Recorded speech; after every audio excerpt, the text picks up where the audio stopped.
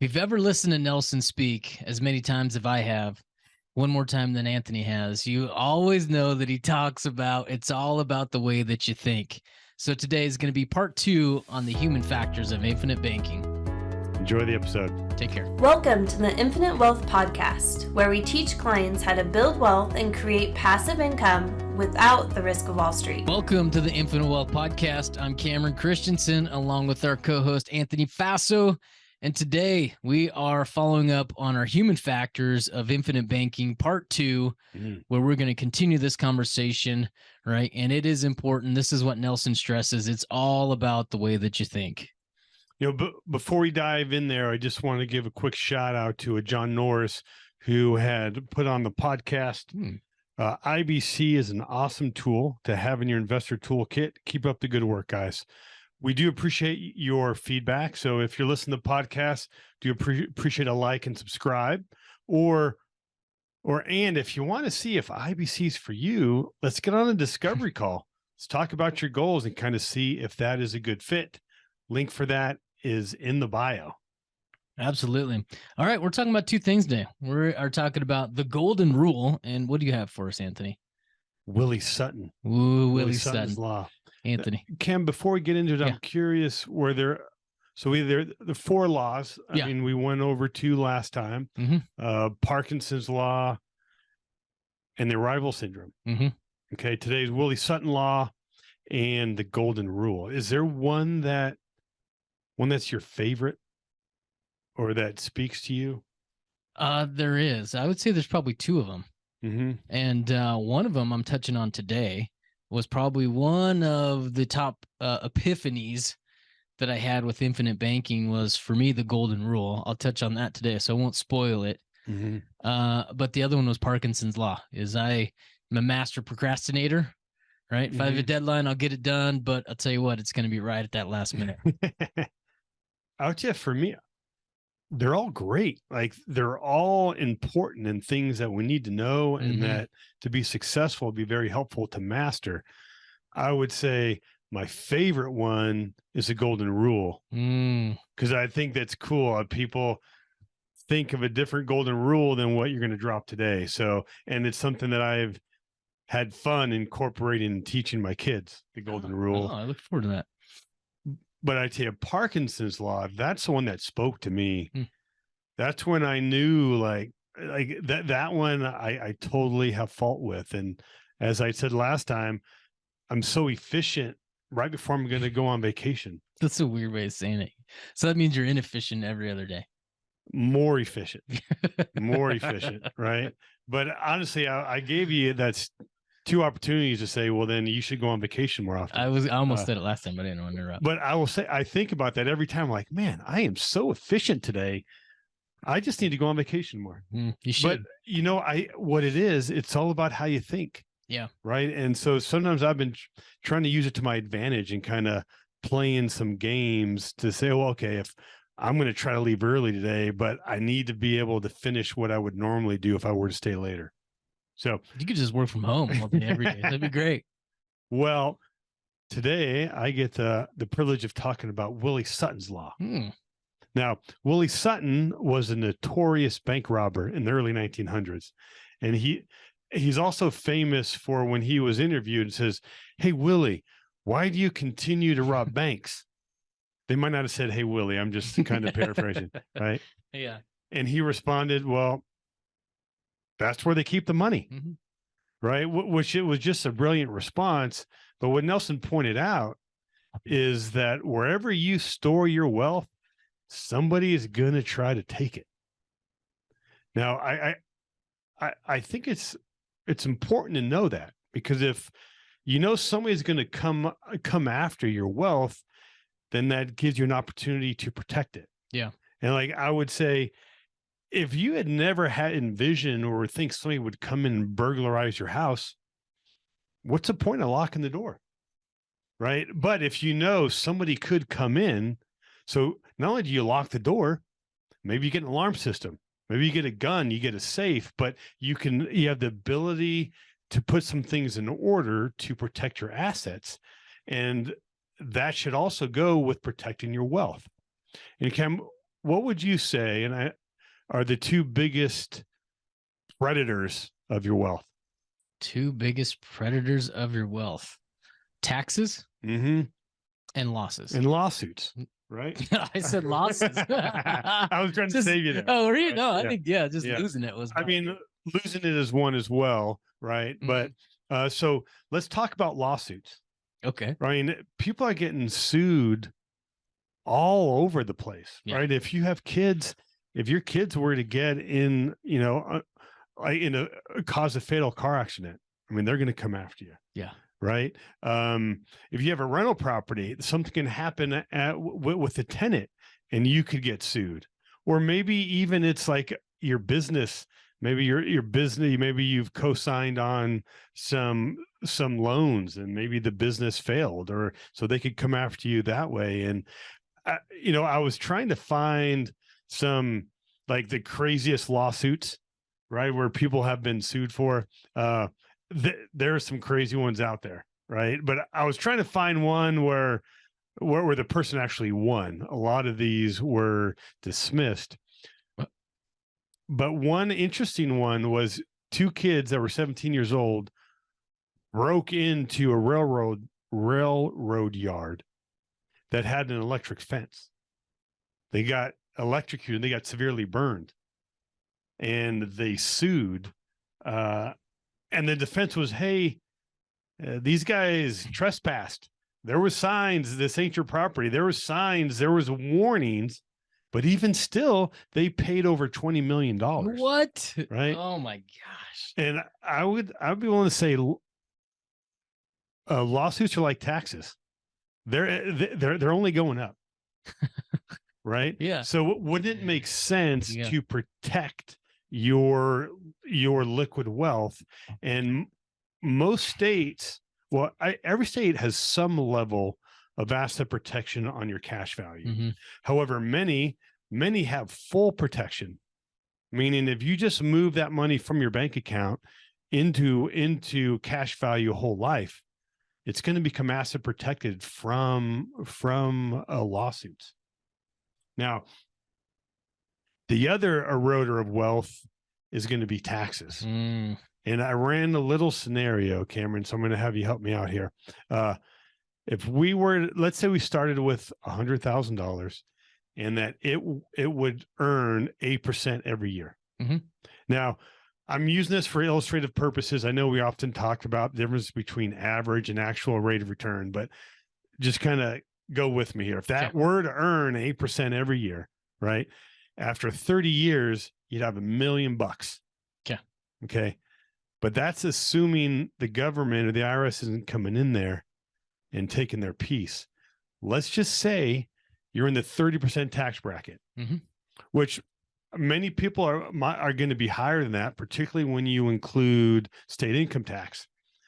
But Cameron, if we run that same scenario, but we pay 30% tax on the gain, what do you think most people are going to think we're going to be left with?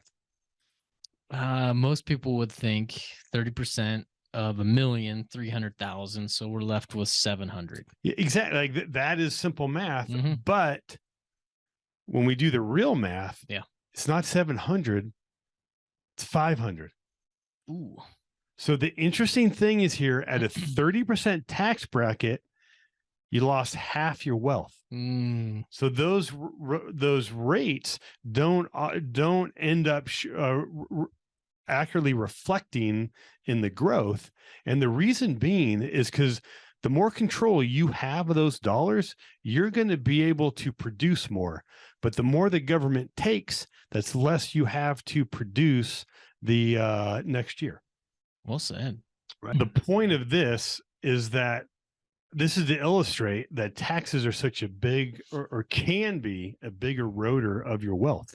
Right now, the government doesn't produce assets or really anything. If anything, they are taking what others produce, kind of like a parasite.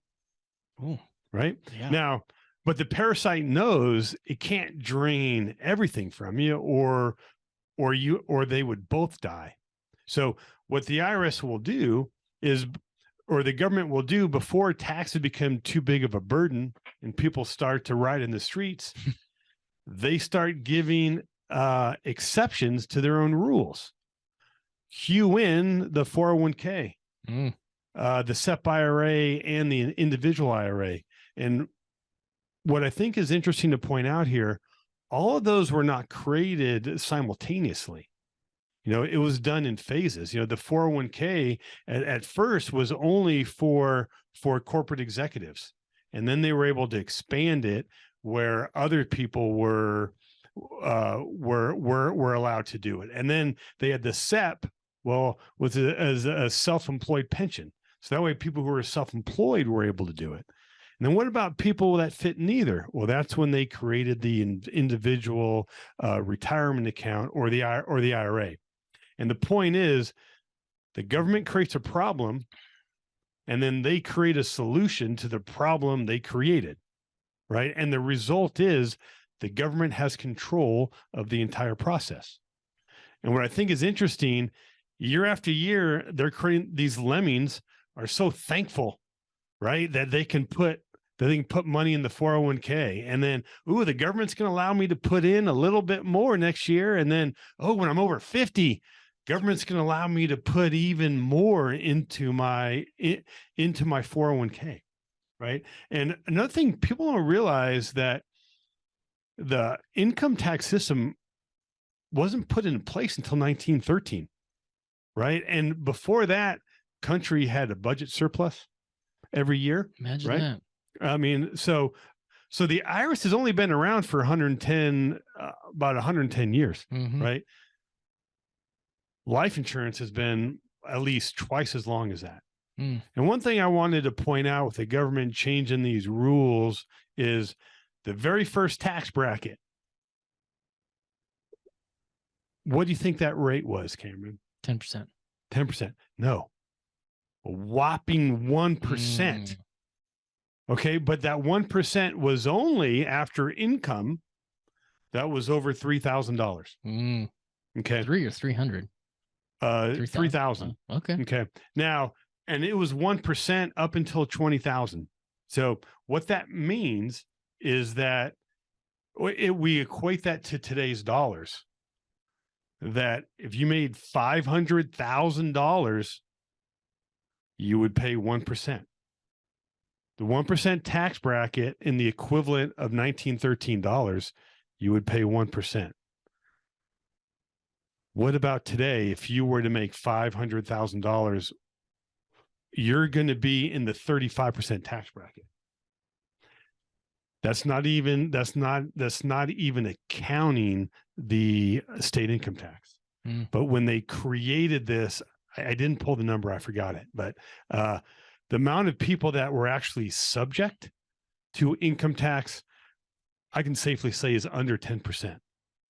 So they created this system. Hey, it's only going to be people who are making $500,000. Yeah. Right. And even still, you're only going to pay 1%.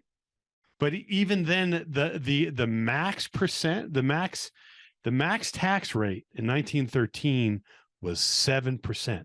Ooh. Right. But again, in today's dollars, I mean, that would be only if you made $15 million. Wow. So you'd have to make $15 million and you'd pay 7%.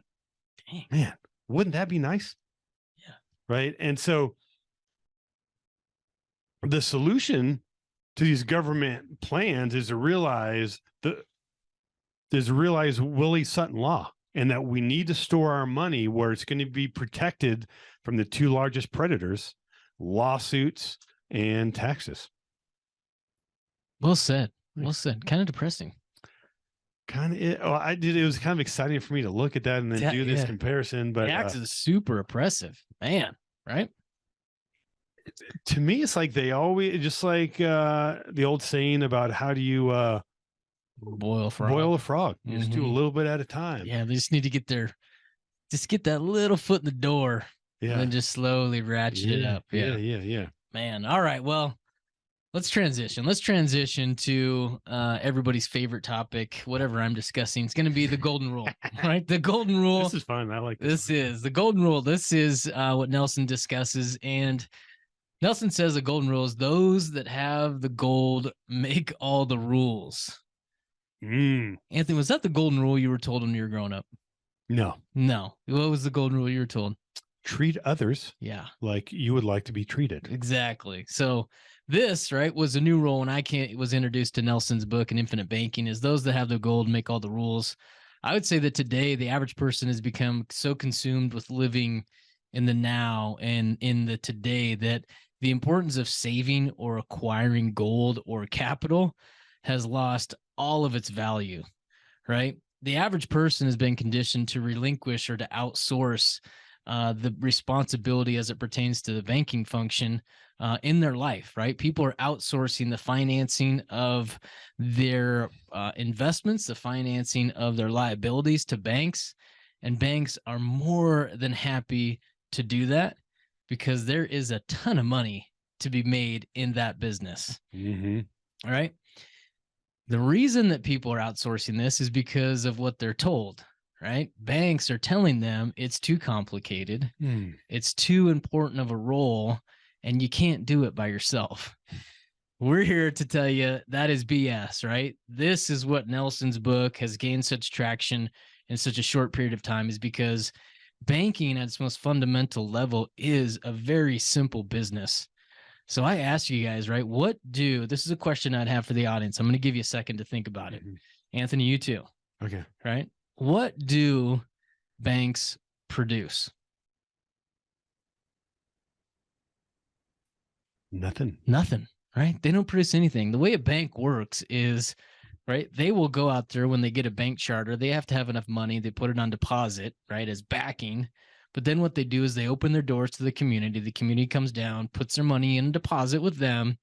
And then that same community comes back at a later date and asks for a loan. And what they do is they mark up their money, turn around and lend it back to them for a higher interest rate.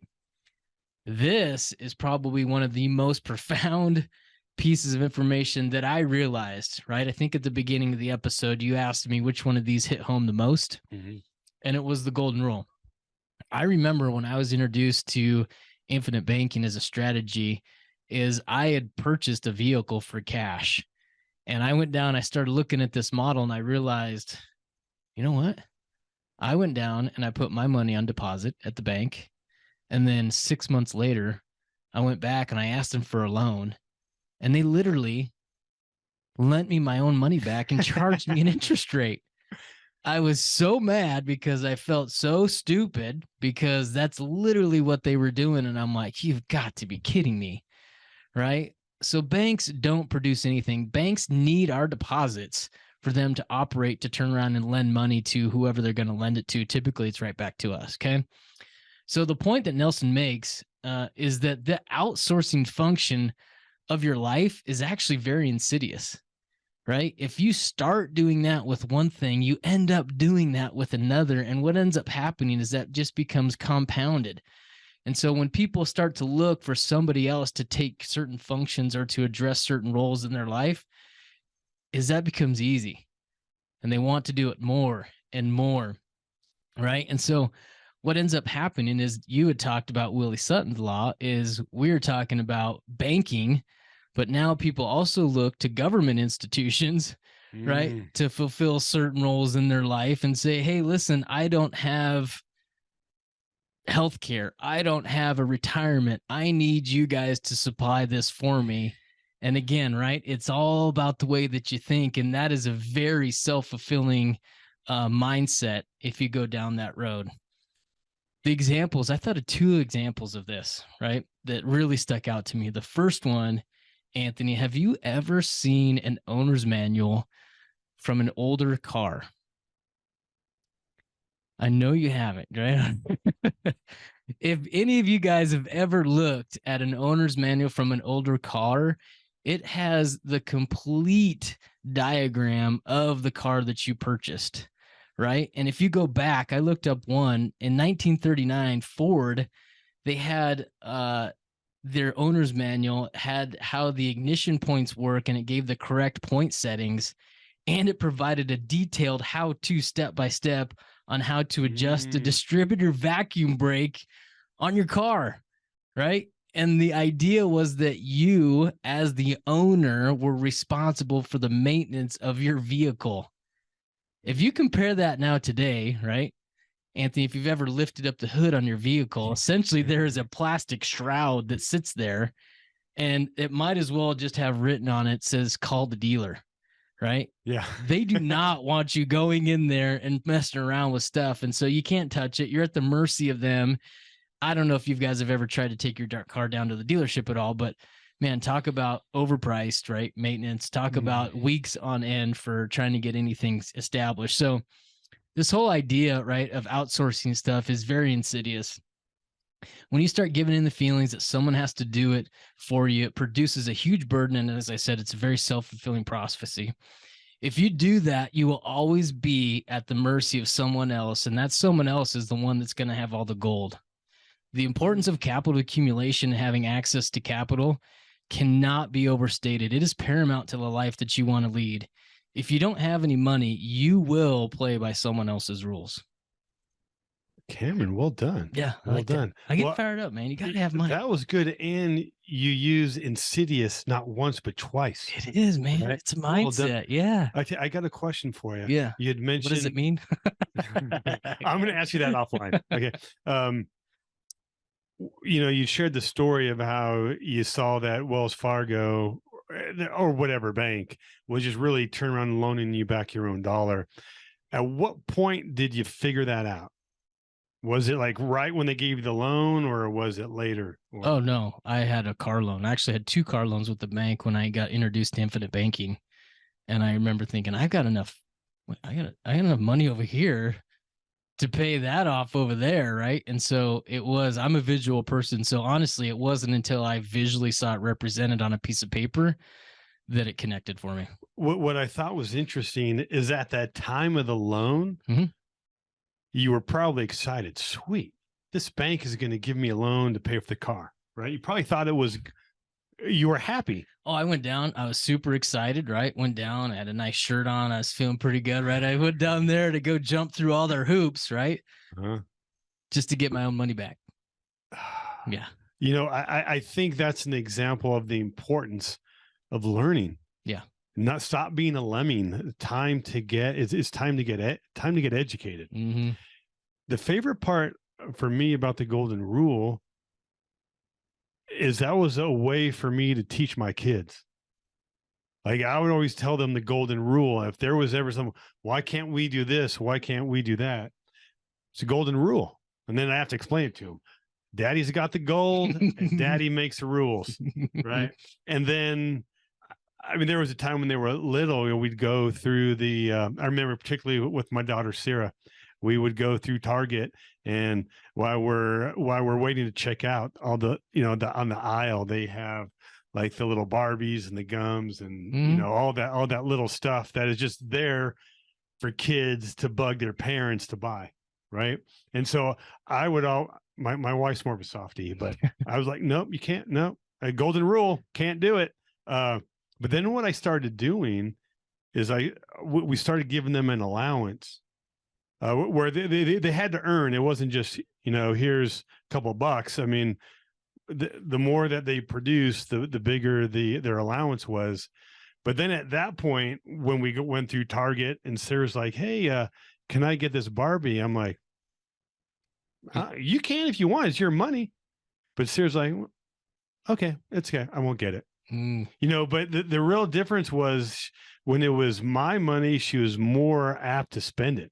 Like, let's have a Barbie party. Yeah. Right. But then once it's her money, it's like, you know what? I really don't need that Barbie. I got plenty at home.